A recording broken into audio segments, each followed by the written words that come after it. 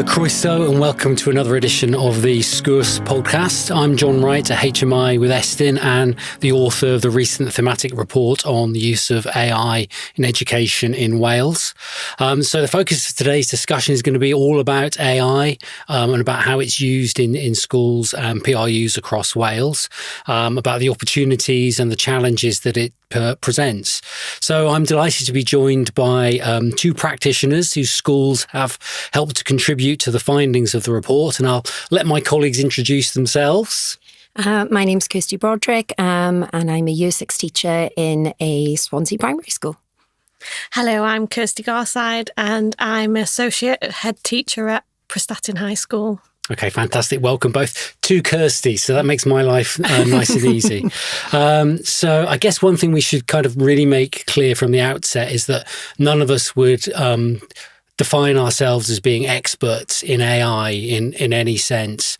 But having said that, I think we're all interested in AI. We see possibilities in terms of its use in schools, but recognise the kinds of challenges around it as well. So I think that's going to be the focus of our discussion, is those opportunities and those challenges and how we mitigate them.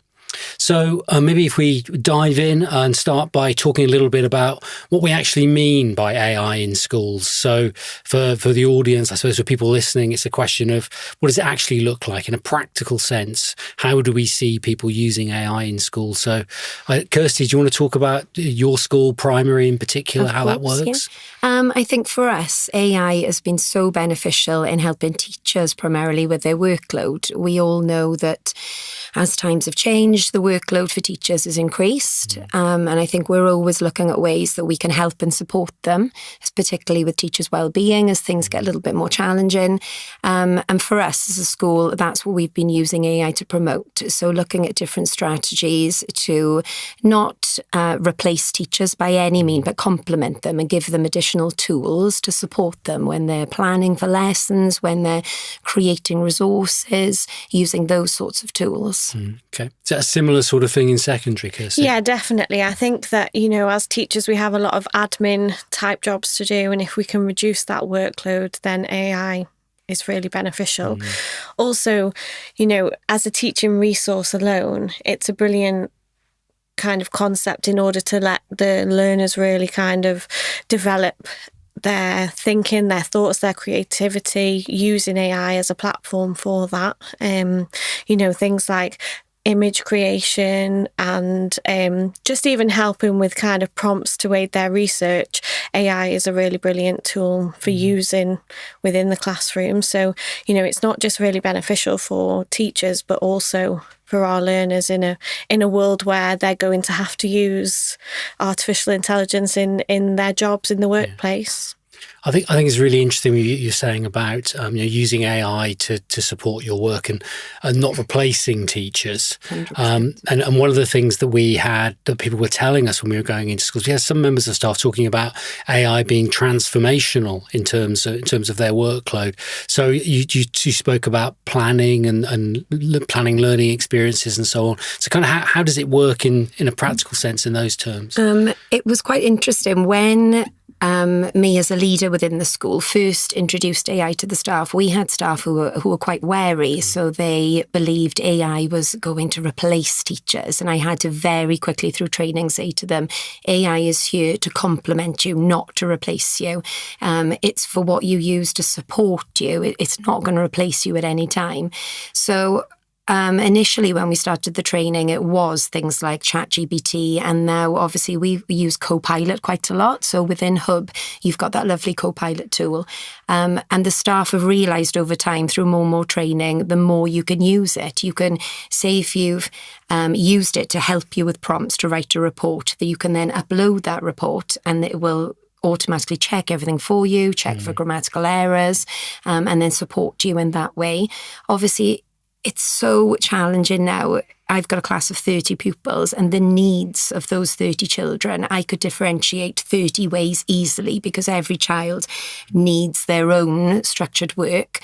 So AI, particularly things like Copilot, are so helpful with that. If I'm looking for, say, if I'm delivering a maths lesson on percentages and I needed that piece of work differentiated, say 6-7 times, Copilot's there, as opposed to me spending 2-3 hours in an evening creating those resources. The time limit completely is transformed by AI. Yeah.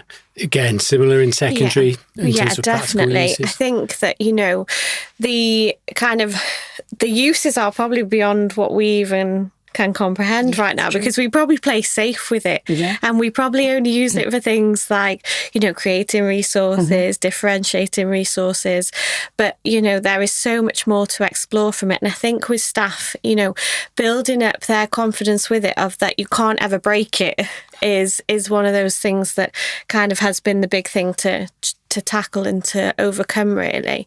There's lots of different platforms that will do lots of brilliant things. So you have a really good one, Teachmate AI is one that we use a lot in Prestatyn.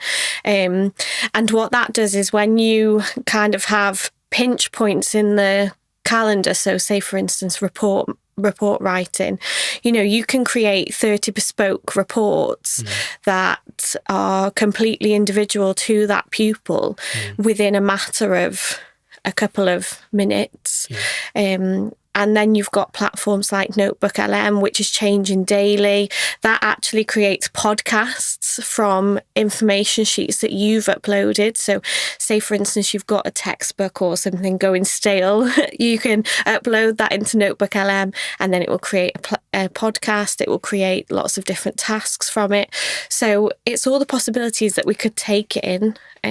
That's really interesting. And like I said, I think we've only just touched the surface with it. I think there's so much more we could be doing. And so really it's just exploring that and having the confidence to have a kind of play around with it. Because like you said, Kirsty, once you start kind of, even with ChatGPT, once you start using it, it gets to know you, it understands your way of writing, your way of working, and then it becomes, in a sense, bespoke to how you create your resources and things. So again, it's just encouraging staff and training them to be confident in using it, really. I think that's really true what you said about the voice, because I've noticed that myself. It's almost as if Copilot knows me now. I know that sounds really strange, but the more you use it, it does get used to how you want things worded. And as it is the confidence in staff, it was lovely that you said about you having to say to staff, you can't break it. That is my exact wording in my school. You can't break anything. Just give it a go. If it doesn't work, retry. You cannot break anything. It is the confidence, isn't it? Sure. I know that people will be listening to this, and there are people who have great concerns around AI. And one of the things that was fed back to us as part of doing the thematic was people who are expressing concerns around teachers becoming de-skilled. And I think a key message from the report was that importance about understanding what good pedagogy is, understanding what effective teaching and learning looks like, and using AI to help you. So is there a kind of quality assurance process that you have to go through? If you're asking AI to produce resources or planning learning experiences, what do you do with that outcomes? What kind of questions do you have when you see what it produces? 100%, that's right. We have a motto with our staff: complement, not replace. And I know I've had teachers say, AI is going to replace teachers, not in, a very arrogant way. It can't replace teachers. Teaching is so much more about the resources and the admin. It's about building relationships. It's about the pedagogy that you've got in your classroom, how you set it up. So it's not going to replace, but you do have to make sure. So I always say to our staff, please don't rely on AI. So if you're using it to create resources and materials, you have to proofread everything that it's created. You have to go through it, and don't just click the button and then print it out and then that's it, give it. You've got to make sure that you read through it, tweak it as you need to. And thankfully, the staff in my school have been really, really good with that. And we've done learning walks and seen how staff are using it. And you can see that every staff member is making sure that they're triple checking every resource that they make.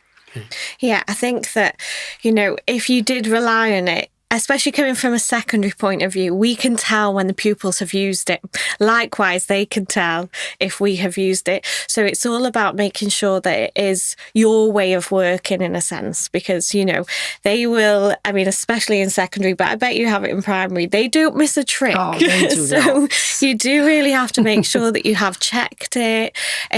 Because again, Notebook LM, you know, ChatGPT, they will get some things wrong. And especially if you're using, let's just take ChatGPT as an example, that will pick things from all over the internet. So for instance, if I'm teaching WJC sociology course, you know, I need to make sure it's specific to the course rather than the whole kind of sociology online kind of universe, really, that it has to be kind of honed in to make sure it relates to what you're actually doing.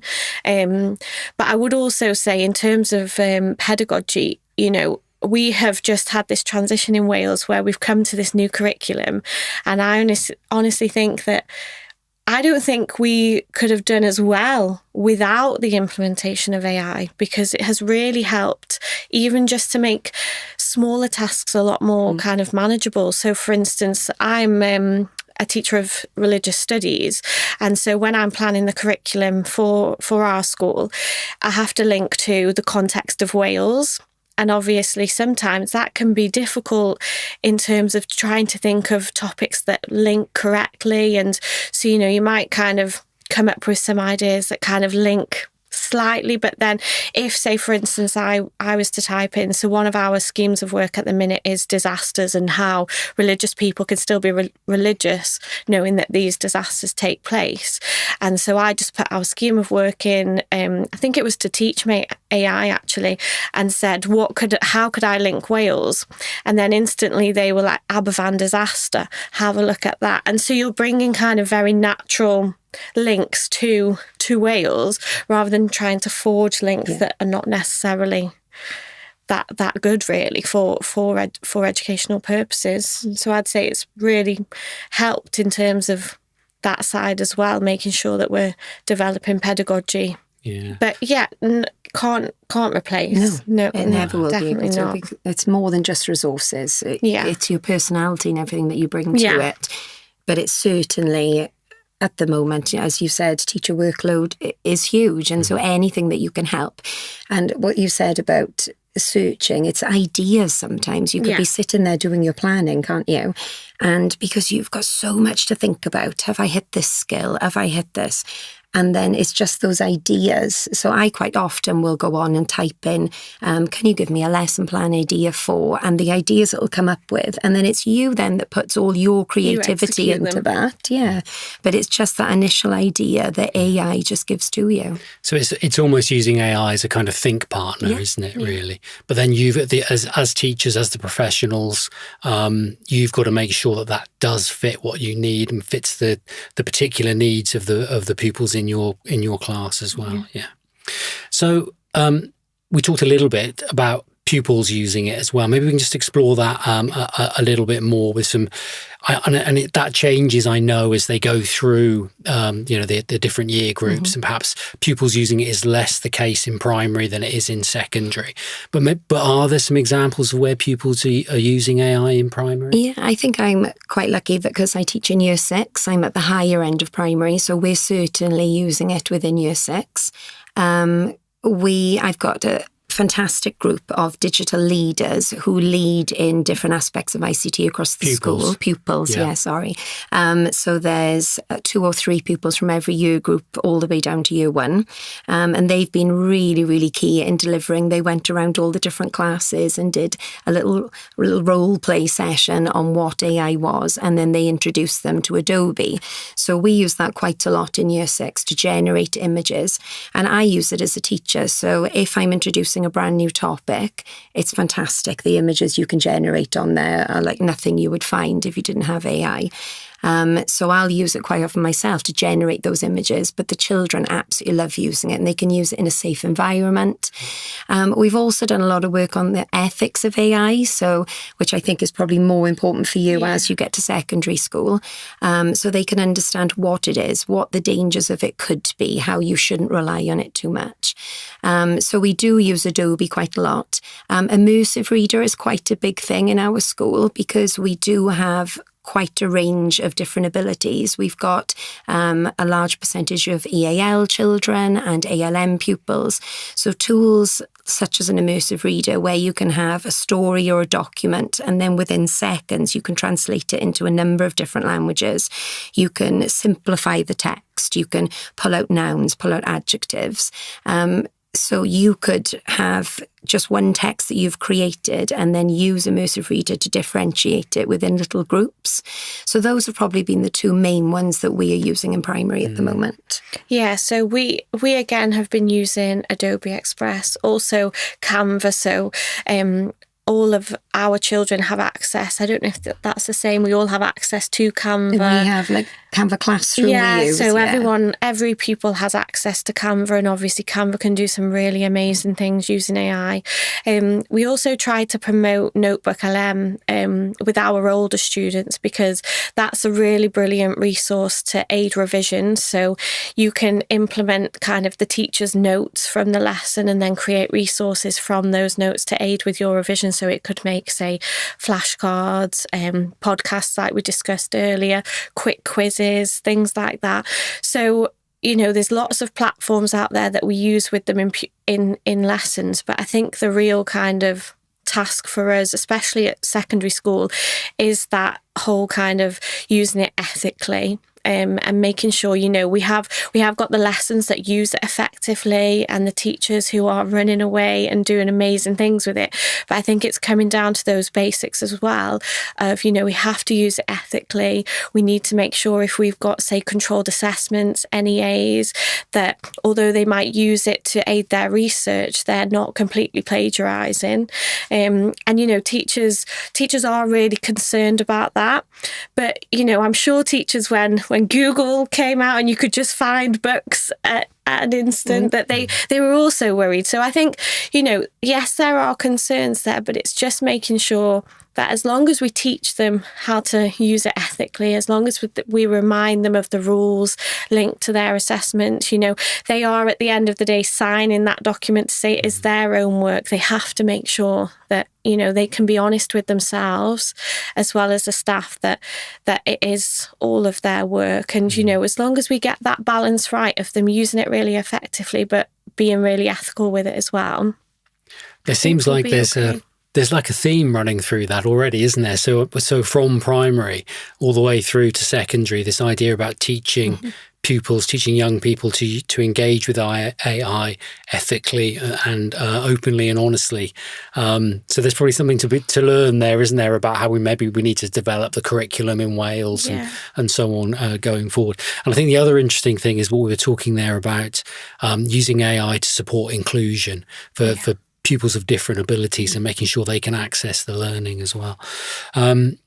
So within all of those things that we've just been talking about there, the use by staff, the use by pupils and so on, it seems that there needs to be some sort of, guidance around that. So where are we with that at the moment? Do you have guidance you've put together in your own schools? Is there guidance that's available to you from local authorities and so on? Do you access Welsh Government guidance? So just maybe talk around that a little bit. So AI, for us as a school, it was me that obviously I'm part of the leadership team there. So I obviously said, we need to now think about how we're going to do this.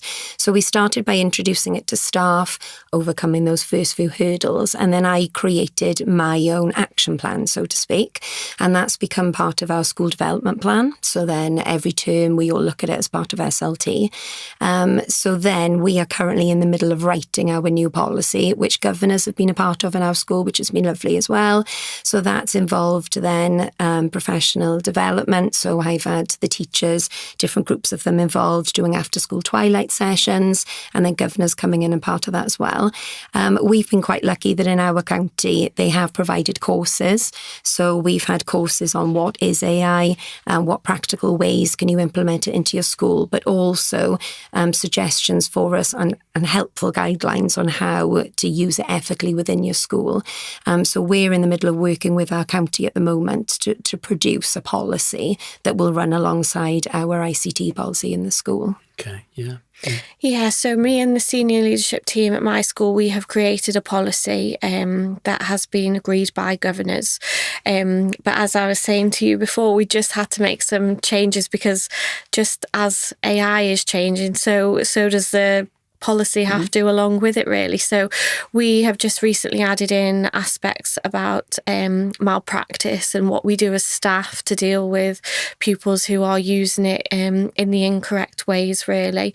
And I think that, although we have a policy in place right now as a school, what would really be beneficial is if, local authorities and the Welsh Government created maybe a policy that we all follow suit with. Because again, it is going to be a policy that is going to need constant reflection.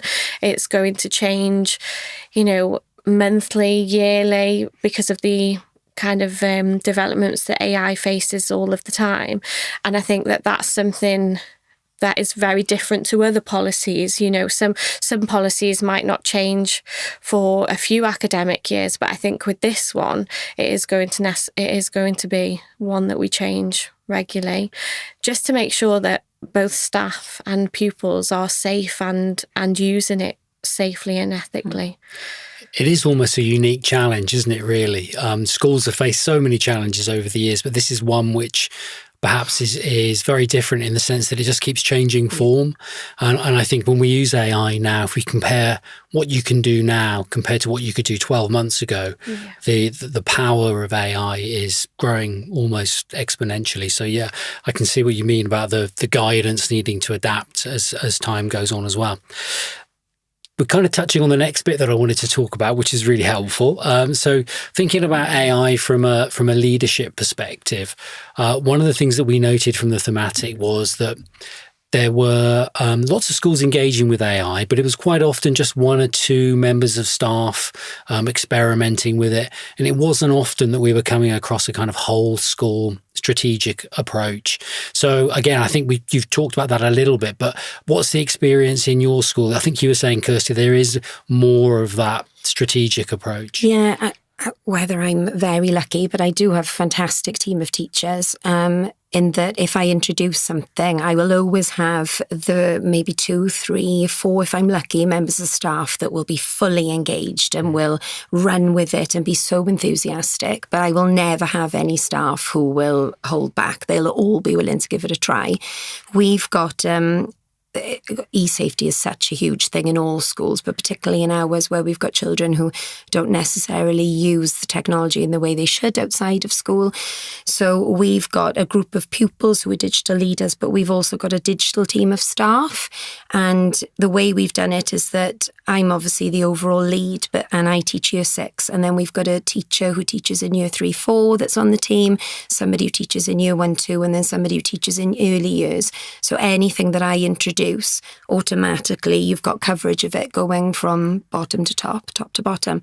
So that's what's happened with us with AI. Even though it was me that introduced it, we've got people going right the way through the school. So currently at the moment, I know you mentioned TeachMate AI earlier, we've got somebody in each cohort who's trialling it for us. So then to come back together, bring all your thoughts together, because how I will use something in year 6 would be very different to how somebody would use it in early years. So it's really important that and AI is such a big thing, you have to introduce it across the school. It can't just be one person doing it. It needs to make sure that it's getting that coverage. Yeah, so very kind of similar, really. So we have at Estyn a teaching and learning bulletin. So it's a fortnightly bulletin that focuses on kind of pedagogy and how to improve elements of the classroom and teaching and learning. So one element that remains the same every single fortnight is an AI section. So we are a TeachMate AI school, so all of our departments have access to the full kind of package on TeachMate. And so at first, when we started, that probably was around about January 23, I think, we all got a login. Our learning and teaching bulletin at first just focused on showing what TeachMate could do. So, there's lots of different apps on there, from school improvement planning, from report writing, differentiation in terms of EAL, all of that kind of information is all on there. So our teaching and learning bulletin used to focus on that initially. And now what we've done is kind of branched out, because our staff are so on board with it. And what you can get every month actually is a breakdown of where staff have used each tool. So you can see which tools are getting used across the school, which departments are using which ones the most. So it's quite nice to see that kind of dashboard of how it's being used and where it's being implemented. So what we've done now is we've moved from TeachMate, because we have kind of gone through all of the tools there, they're being used effectively. We've now moved to other AI tools across the internet. So this week's focus was Canva, again, to show what Canva can do in order to save time in terms of planning and preparing resources and things. And then, we'll focus on Copilot, on Notebook LM, and just give staff short little video clips maybe, or little how-tos of how to make each thing. And again, like Kirsty, our staff are really brilliant and on board with it.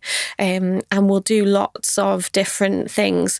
We also have a head of department meeting where all the heads of departments come together, and we'll all showcase something that we've been using within the classroom, whether that's AI or another internet outlet and resource that other staff can use. So they'll show you exactly how you use it, how it can be used in the classroom, what they've produced from it. So again, I think it's all about that kind of sharing good practice and having those staff who are willing to go and explore these different tools and bring them into their classrooms, but then show others how you use them. Because as you said, what you will do in year 6 is completely different to what maybe I would do with year 11 and year 12. So it's all about that sharing really, isn't it? And making sure that, people are trying different things. Definitely. And sharing, I think, is so important. Obviously, in primary, we're a smaller group of teachers, so we have an ads training session every Monday after school.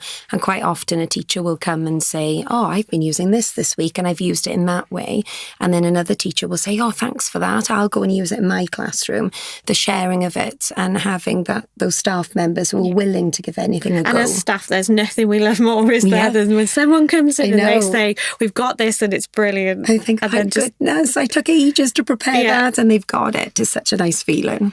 So it's a bit of a combination really then of people sharing effective practice within schools, but also some professional learning maybe delivered externally as well as that. Yeah, so we've got a few things. So County, as I said, have been very, very good in providing those opportunities, but we do a lot of cluster development within our little area of cluster schools. So we will have courses that will be going on in one primary school, and then the other primary schools in our cluster can attend them. So lots of us have delivered courses on different things, and AI has been something that's been there. I've delivered twilight sessions to the staff in our school, and then they've attended courses in other places. I think it's really important sometimes that it's not only you that gets sent on the courses, because it's not always easy I'm sure you've been on courses where you thoroughly believe it when you're there, but it's not always easy then to get that to transcend when you take it back to school.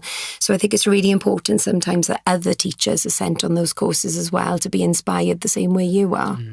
Yeah, and I think that is also something that I hope to see more kind of professional development on AI, because there is a lot going on at school level, but could there be more from Welsh Government? Could we have that as, here's some really pioneering workshops that have taken place. Let's have a go at doing them. Particularly in terms of policy, we said earlier, didn't we, that it would be really lovely if there was more training, because I feel like at the moment, well, this is what my school are doing, but am I covering everything? Am I making sure that I'm hitting all what I should be? It's hard to know sometimes, isn't it, that whether you're doing it right. So more training in that area would be lovely. So there's almost there's a need maybe for more national guidance and a kind of cross Wales coherent approach towards professional learning, so that everyone's getting the same understanding about how to use AI and what's available. Because of course we have that advantage in Wales as well, don't we, that we have Hub. So we have common AI platforms that are freely available to all teachers in Wales.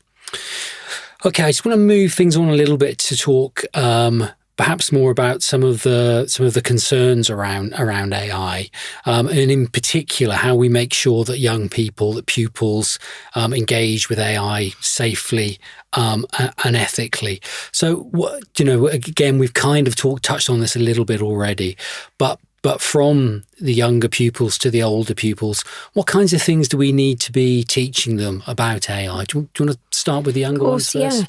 Yeah. I think it's probably easier for us in primary because we're sort of in this little bubble, in that most of our AI tools that we use are within Hub. So then we know that we're using them really, really safely. But for me, it's all about teaching our younger learners what AI is, because even though we are using it in a really secure way in schools with us, it's also really important that we teach them how to use it outside of school. As a Year 6 teacher, pretty much every child in my class has got a phone. They're not necessarily restricted in the way that they use their phones at home sometimes.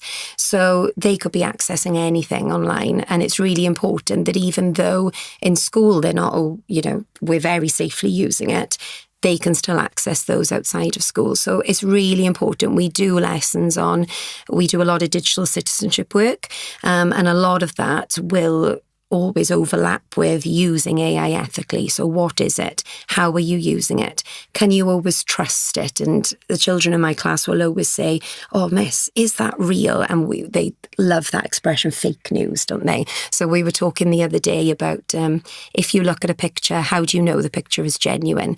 And they were talking about how different tools you can use in AI. I think some of them know much more than I do, to be honest. They were talking about different ways that you can edit photos and alter them. So I think it's more awareness for the younger children, making sure that they know, don't always trust everything you see because the tools that are out there. Whereas I think for older learners, you've got to protect them more when it comes to how they use it with their work and things, haven't you? Yeah, I think there's two sides, isn't there? So there's this idea of this critical thinking. They've got to critically think and look at everything now and decide, is this real or is it fake? Is it fake news? Because you can take a picture with AI now and create a video with it, and it looks like it was that image and all of that kind of thing. So it's both teaching them how to be critical thinkers and look at everything kind of objectively. But then also the second half that we have as secondary staff is how do we successfully identify when AI has been used and malpractice has taken place. And I think, again, that is something that, is a challenge for us. Most of the time, I would say it's very evident when a child has used it and they're trying to pass that work off as their own. And I think what AI can't do is explain the process behind how it got to an answer. So I think that, when you have those discussions with the pupils to say, is this your work? When they try and explain the process of how they got to their answer, they can't do it because ultimately AI did it for them. So that's a really easy way to have your answer, really. But then if they can explain the process, then you've got that grey area, haven't you, of calling them a liar or of them actually having, it's proven it, isn't it? Yeah. So, I think that there could be more help within AI platforms in a sense of identifying easily for teachers when it has been used. So, you can get AI checkers and you can scan the text and it will say what percentage of AI has been used. But again, the more we humanize AI with every interaction it gets, the better AI becomes. So then finding it is harder because, again, like we said, how teachers' voices can be kind of displayed within the results, so can the pupils, because the AI gets used to writing how they do. So, although it's brilliant and amazing, it's having those tools that do identify it, because obviously, as a high school, we've got the JCQ guidelines for all examinations to follow, and we need to make sure that as staff, we're flagging that and treating it correctly, and making sure that there's no plagiarism and all of that kind of thing. So is there something there as well about going back to what we teach pupils, about teaching them to use it openly and honestly, and maybe using, as I think, again, as we said before, about using AI as a thinking partner, that it's okay to do it, to use it for that, to help you with your thinking, but it's not okay just to take what it says and produce that as the output, as the assessment or the essay. Yeah, definitely. Okay. So thinking about where we are now and where we're going to be in the future, because we keep saying about how powerful AI is and how it's growing and so on. So if we look ahead to maybe 3-4 years, down the road, we can do a little bit of crystal ball gazing. Where do we think we're going to be in a few years' time? I know that's a big question, but if you were asked to say that, where would we be? I mean, the title of the report that we've just published, the beginning of it says a new era. And we had a big debate internally about whether we should say that or not, but it feels like that. It feels like it's a huge change. So, where do you think we might be in a few years' time in terms of AI and education in Wales? I think a new era is probably a really good title for it, because I think we are at the start of a new era. I really feel like we are. And I don't know how you feel, but I feel like we've only just scratched the surface of what's there. Scratched the surface. For us in our school, I would say we are definitely at the beginning of a journey, definitely. And we are just starting to embed things, but we're certainly not there. And probably at the stage that I will think, we've embedded this now, it'll change and there'll be something else to bring in. For me as a school, I would definitely like to be able to say, hand on heart, the whole school, AI is embedded, we're all using it ethically, we're using it securely, and all staff feel confident in using that. That's the stage I would like to be at in a few years, because I feel as a school we're at the beginning of this, in terms of making sure everybody's using it consistently in the same way, and certainly in terms of making sure that our policies and our structures are in place with it. Yeah, I couldn't agree more. And, like we said about this scratching the surface of it, really, our children that we're teaching now, they will be using this throughout their whole careers. So it's also just, feeling confident that we have put them into the world, knowing that they can successfully use all of these tools ethically and successfully, giving them the confidence to use it to the best of its abilities, rather than them kind of fearing it, because, there is a lot of fear around AI of how unethical it is sometimes, this kind of idea that images can be incorrectly used and all of that kind of thing. So it's just giving them the confidence to really use it to the best of its ability, because ultimately in their jobs they'll be using it all of the time. I think it's a lovely way, though, as well, that it can inspire children. Yeah. If you've got learners in your class that are maybe feeling a little bit disengaged from learning, AI is just a fantastic tool to inspire them and really want them to be in school, want them to learn. And as you said, we need to provide them with those tools, because we're preparing them for jobs for the future, jobs that may not even have been created yet. So we have to provide them with those tools. It's about the future, isn't it? But it's about a future which is already arriving, and making sure we prepare young people for that. So if there was, from the conversations that we've been having now, if there was one piece of advice that you would provide to other schools, maybe schools which haven't gone quite as far as you have in terms of their AI journey, in terms of engaging with AI safely and ethically, what would that piece of advice be, do you think? I think we probably said it right at the beginning, is not to be afraid, just give embrace it a go. It. Yeah, embrace it and really take on board everything it can do, because it can be transformational. It Definitely. really can be, especially to workload. And as we've said, workload is so big and ever growing in education. So, use it for those admin tasks, use it for those things that can just, save time with an instant. Mm-hmm. And maybe it's the other message that we were getting from teachers when we were going into schools as well, was the fact that it can save you time, and it allows you to do the things then with your pupils, with your students, with the young people, that the AI can't do. So building those relationships, spending time with them, and so on. So it's those kinds of things that are the benefits, aren't they? Yeah, definitely. Okay. So if we just to kind of to wrap things up a little bit, and to think about some of the main points from the discussion, it seems like what we're saying is that we keep using the word, or a couple of times we've used the word transformational. So there seems to be huge benefits potentially from AI, both in terms of the use of by staff, in terms of planning learning experiences, and freeing up time to do other things.